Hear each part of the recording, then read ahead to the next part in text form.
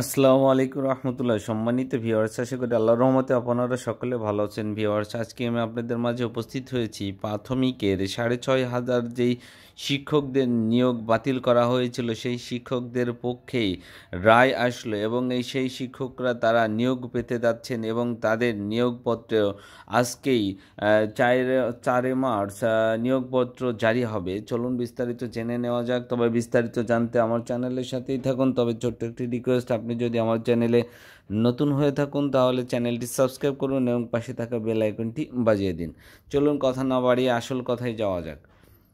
সরকারি প্রাথমিক বিদ্যালয়ের তৃতীয় ধাপে সহকারী শিক্ষক পদে সুপারিশ পাওয়া 6,531 জনের নিয়োগপত্র আজ মঙ্গলবার 4 মার্চ জারি করা হবে। সোমবার 3 মার্চ আপিল বিভাগের রায়ের পর প্রাথমিক ও গণশিক্ষা মন্ত্রণালয়ের উপসচিব রেবেকা সুলতানার সই করা এক চিঠিতে এই তথ্য জানানো হয়। চিঠিতে বলা হয়েছে, সরকারি প্রাথমিক বিদ্যালয়ের রাজস্ব খাতভুক্ত সহকারী শিক্ষক নিয়োগ 2023-এর তৃতীয় গ্রুপের ঢাকা চট্টগ্রাম বিভাগের নির্বাচিত 6,531 জন প্রার্থীর অনুকূলে নিয়োগপত্র জারি ও যোগদান ও পদায়নের বিষয়ে নির্দেশক্রমে প্রশাসনিক অনুমোদন প্রদান করা হলো। আরও বলা হয়, নির্বাচিত প্রার্থীদের যারা স্বাস্থ্য পরীক্ষা সম্পন্ন করে অন্যান্য ডকুমেন্টস জমা দিয়েছেন তাদের অনুকূলে 4 মার্চ নিয়োগপত্র জারি করা হবে। নিয়োগপ্রাপ্ত শিক্ষকদের জেলা প্রাথমিক শিক্ষা অফিসের 4 মার্চের মধ্যে যোগদান করতে হবে।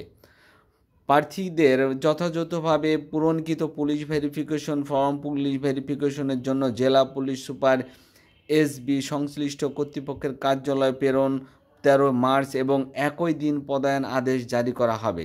নির্ধারিত সময়ে প্রাথমিকভাবে নির্বাচিত কোনো প্রার্থীর অনুকূলে নিয়োগপত্র জারি না হলে জেলা অফিসে যোগদান না করলে বা পদায়িত বিদ্যালয়ে যোগদান না করলে কারণ ও মতামত সহ 20 মার্চ তালিকা অধিদপ্তরে পাঠাতে হবে।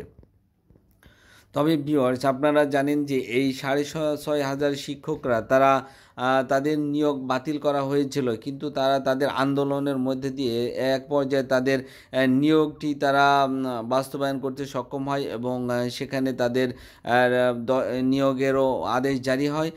তবে ভিউয়ার্স, যারা আমার সাথে ছিলেন তাদেরকে সাথে থাকার জন্য অসংখ্য ধন্যবাদ। আসসালামু আলাইকুম ওয়া রাহমাতুল্লাহি ওয়া বারাকাতুহু।